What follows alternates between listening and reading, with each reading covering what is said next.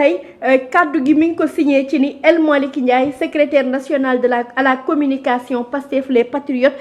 nee na wax na ko nee na c'est El Malick Ndiaye le militant de Pastef le secrétaire national à la communication moom moo nekk di addu ci li nga xamante ni moom moo nekk di xew ñu bàyyi xel ni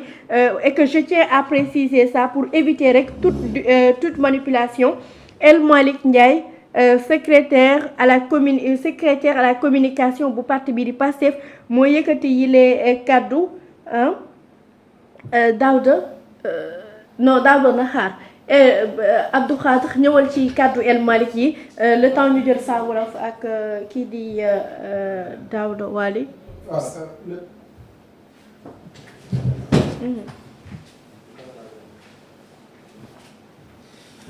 El Malick Ndiaye nekk président bu Assemblée nationale waaye bi yoon dafa daal di wax rek en tant que koo xam ni moo daal di yor communication bu parti bu Pastef les Patriotes ci benn texte boo xam ni dafay daal di expliquer rek moom El Malick Ndiaye jamono ji ñi nga xam ne rek moom la ñuy teg ci ndoddal ñi nga xam ni rek ñoo jiite gouvernement bu Sénégal ci ab texte lañ koy daal di rek faram-fàccee ci ay tubaab laataa ñu koy rek expliquer ci kàllaamay kocc moom El Malick Ndiaye dafa wax ni gardons le cap. Depuis quelques jours, un vacarme est opportunément entretenu sur les réseaux sociaux et dans certains cercles médiatiques. Il ne vise ni à informer ni à éclairer l'opinion. Il cherche à distraire, à détourner l'attention des Sénégalais sur les enjeux véritables, ceux qui doivent aujourd'hui mobiliser notre énergie collective. La transformation profonde et durable de notre nation qui est en train de s'opérer. Les procédés sont bien connus. Attaques personnelles, insinuations malveillantes, soupçons distillés avec soin et à dessein. Leur cible, le lien fraternel fort, politique et humain qui unit le président de la République Bassirou Diomaye Diakhar Faye à son frère et Premier ministre Ousmane Sonko. Un tandem historique que ces pourfendeurs rêvent de briser, persuadés que leur retour dépendra d'une faille dans cette complémentarité assumée. Vieille stratégie divisée pour freiner, affaiblir pour revenir.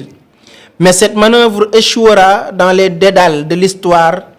Ce qui lie ces deux hommes ne relève ni de l'opportunité, ni de l'ambition personnelle. Il s'agit d'une vision commune, fondée sur l'éthique, façonnée par la rigueur, animée par une ambition et un amour sincère pour le Sénégal. Cette cohésion est réelle. Elle incarne une gouvernance nouvelle qui inquiète ceux dont le seul outil politique reste le bruit et la confusion. Pendant que certains s'agitent dans les marges, le pays avance. Le gouvernement, sous l'impulsion de ce tandem, agit avec méthode et efficacité. Les premiers résultats, en quelques mois à peine, sont déjà visibles. Une accélération notable de l'électrification rurale, un meilleur accès à l'eau potable et à l'assainissement dans plusieurs localités. Une distribution équitable et rigoureuse des semences et fertilisants, des renégociations courageuses, de contrats léonins au service de l'État, de l'intérêt national. Une maîtrise progressive du coût de la vie, une gouvernance saine, transparente et responsable. Une diplomatie proactive, respectée, qui repositionne le Sénégal sur l'échiquier africain et mondial. Ce vacarme n'est pas anodin, il trahit une peur. La peur de voir émerger pierre par pierre un Sénégal souverain, juste et équitable. Une peur probablement légitime pour ceux qui, pendant longtemps, ont prospéré dans l'opacité et l'inertie. Mais cette peur ne doit ni nous ralentir, ni nous distraire. L'heure est à la vigilance, à la concentration, à la mobilisation autour des chantiers fondamentaux, justice sociale, souveraineté économique, refondation des institutions, équité territoriale, renforcement de l'état de droit. À toutes celles et à tous ceux qui croient et qui ont accompagné la promesse du 24 mars 2024, un mot d'ordre, rester unis, solidaires et debout. Chaque minute accordée à la polémique est une minute volée à la reconstruction nationale et le Sénégal, lui, n'a pas une seconde à perdre. El Malick Ndiaye, secrétaire national à la communication Pastef les Patriotes. mu nekk kàddu yi nga xam ni El Malick Ndiaye bi nga xam ni moo yor lépp loo xam ni moo jëm ci communication bu parti bu Pastef moom ci kàddu ya mu yëkkati rek mooy ŋàññi waaye itam naqarlu kàddu yi nga xam ne ñoo ngi koy yëkkati di ko teg ci ndoddul gouvernement bi waaye itam di ci ay kàddoom bu ñu sukkandikoo ci li mu wax moo di fexe ba distraire sénégalais yi maanaam wëlbati xelu sénégalais yi jëme leen ci beneen problème bu nekkul li nga xam ni moo di développement bu Sénégal ak jamono ji fi mu toll nga xam ni kenn ku ne yaa ngay lijjanti ci yan anam ngay doxee ba réew mi daal di jëm kanam te loolu itam moom la gouvernement bu yees bi nekk di def ci jamono yi nga xam ni Sénégal économie mi ngi nërmeelu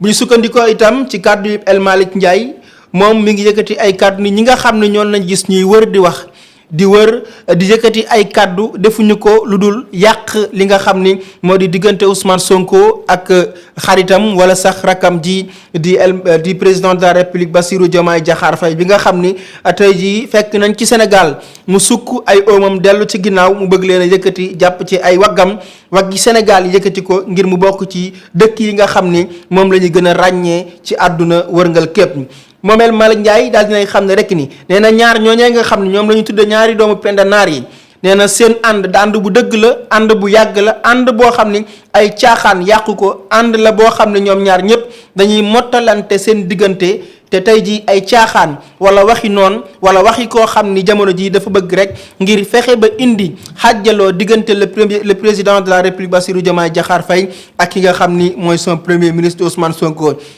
nee na day loolee ngeen bëgg France dara du ci am ndax la ñu bëgg mooy Sénégal gu naat te mën nañ koo amee ci ñaar ñi nga xam ni ñoom la ñuy dippee ñaari doomu pendanaar yi mu di Ousmane Sonko ak ki nga xam ni moo di Bassirou Diomaye Diakhar Faye. nee na ci jamono ji nga xam ni réew mi ma ngay jël ay laafam di naaw jamono ji nga xam ni tey jii li ñuy wax électrification rurale maanaam courant bi nga xam ni manqué na ci yenn dëkk yi nga xam ne ñoo gën a kawe ci réewum Sénégal wala sax dëkk yi nga xam ne ñoo fasalante ko ci yenn ci ay régions nee na jamono ji électrification maanaam wàllum courant ma ngay dox lool te kenn waxu ci. wax na itam ci wàllum semence waa maanaam jiwu bi nga xam ne ñoo ngi koy jox baykat yi lu dem ci gerte lu jëm ci ñebbe lu jëm ci dugub wala sax ci engrais jamono ji ñoo ngi koy distribuer di ko jox askan bi te ñoom tamit kontaan nañ ci waaye tey jii ñoom waxuñ ci loolu dañuy fexe rek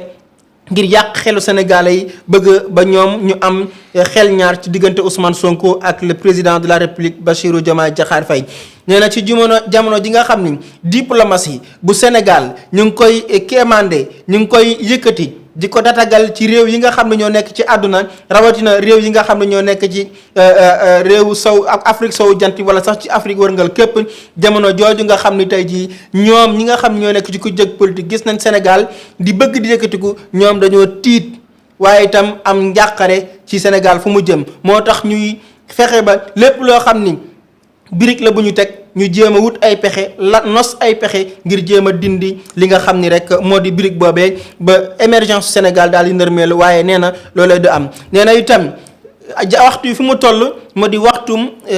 yeewu waxtu li nga xam ni moo di ubbi suñuy gët di xool li nga xam ni moom la ay chantier yoo xam ni président nas na ko ay chantier yoo xam ni premier ministre nas na ko muy lu jëm ci wàllum souveraineté économique lu jëm ci wàllum institution lu jëm itam ci wàllum état de droit ak li nga xam ni moom la ñuy xeex mu di sécurité boo xam ni tey jii nërmeelu na ci yenn ci ay dëkk ci Afrique sowu jant bi te Sénégal gii tey jii mën na cee mucc bu ñu booloo nekk benn ànd te yàlla rek tax. ba tey moom El Malick Ndiaye bi nga xam ni moo yor kàddu Pastef nee na daal tey jii yéen ñëpp muy jigéen ak góor yéen ñi nga xam ni yéen a gëmoon waaye itam ànd jàppale ki nga xam ni moo di le président de la République Bassirou Diomaye Diakhar Faye ci jamono jooju mu nekk ci kujjeg politique gi ak ki nga xam ni moo di Ousmane Sonko le 24 mars 2024 lenn rek mooy mot d'ordre bi maanaam ndigal li lenn rek la mooy yéen ñi nga xam ni yéen a nekk ay militants na ngeen booloo nekk benn. jug taxaw ngir jàppale ki nga xam ni rek moo di président de la République Bassirou Diomaye Diakhar Faye ak le premier ministre Ousmane Sonko nee na bu ñu may benn simili maanaam benn minute bu ñu ko may benn polémique bu ñu ko may itam képp koo xam day wax lu ñaaw dañu concentré wu ndax benn minute bu ñu leen may rek yàq na lenn ci suñu développement bu réew El Malick Ndiaye bi nga xam ni moo yor communication bu parti Pastef soxna Ndak. jërëjëf Djily Abdou Khadre ci leeral yi nga ñu indil ginnaaw rek ba nga liire ci français bamtu ko ci kàllaamay